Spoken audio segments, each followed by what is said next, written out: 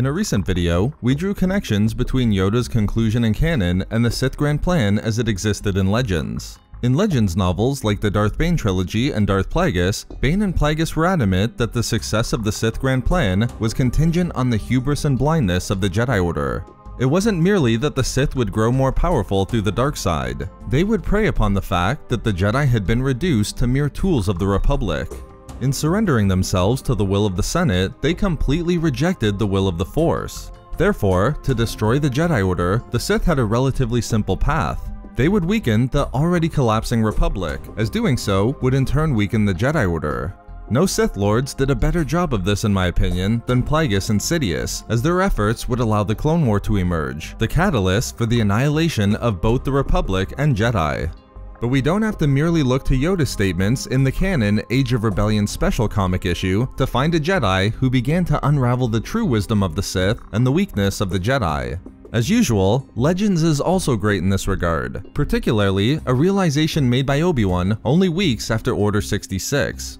Unlike Yoda's situation, Obi-Wan doesn't just recognize the failure of the Jedi to see the rise of the dark side and Sith, but that the Jedi were always going to be doomed given their connection to the Republic. In a great admission demonstrating the wisdom of Obi-Wan, he would conclude that in the end, the Galactic Republic deserved to fall, wishing it wouldn't have also brought down the Jedi with it. As seen within the novel Dark Lord: The Rise of Darth Vader, Obi-Wan, who'd been adapting fairly well to his life on Tatooine in the weeks since Order 66, heard news that a group of Jedi survivors had been annihilated by Darth Vader and the Empire on the planet of Kashyyyk. At first, Obi-Wan was both angry and frustrated. He and Yoda had warned any survivors to avoid detection. He couldn't understand why a group of Jedi would attempt to band together like this to rise up against the Empire. But then it hit Obi-Wan. Unlike himself and Yoda, these Jedi hadn't understood the true nature of the Clone War, that it was manipulated by Palpatine and the Sith. The Jedi survivors were still fighting for the Republic, for the ideals of democracy. And as Obi-Wan would conclude, these Jedi, like all Jedi before and during the war, failed to understand a truth that should have been obvious for years, that the Republic had never been worth fighting for.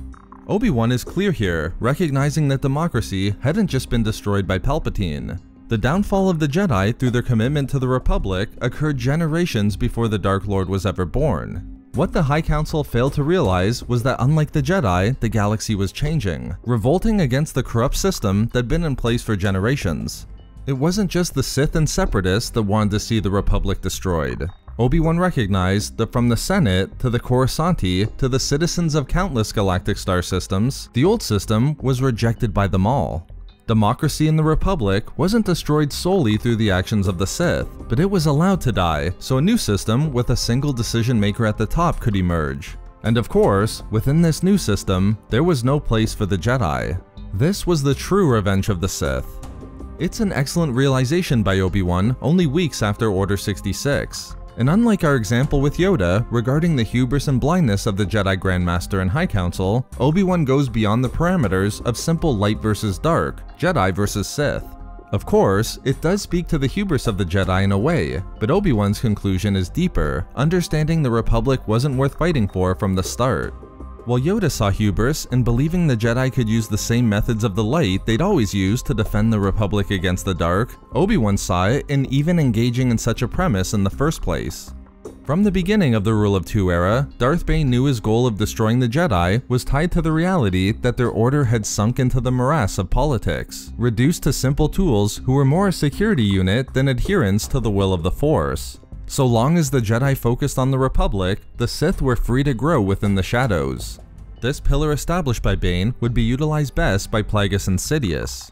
Plagueis was so aware of the error made by the Jedi, he predicted that as the Sith grew more powerful, the galaxy would begin to retreat from the Republic, looking to new solutions through a rejection of democracy and acceptance of empire and harsh laws. This, of course, is exactly what happened, and while it was recognized too late by Obi-Wan to be of any use, it was nevertheless understood by him. The true revenge of the Sith was in turning the galaxy against the Republic, and in doing so, weakening the Jedi to bring about their demise and the ascendancy of the dark side. For this reason, Obi-Wan had no problem concluding the Republic was never worth fighting for from the beginning of the Clone War. So there we have it, a refreshing conclusion from a wise Jedi Master. We love making these videos, so why not subscribe for more fun Star Wars theories and discussions. Also, if you enjoyed the video, think about giving a like or leaving a comment. Or perhaps follow us on Twitter at SW Reading Club for updates regarding the channel. Or support the channel through Patreon for access to exclusive rewards and discussions. If not for me...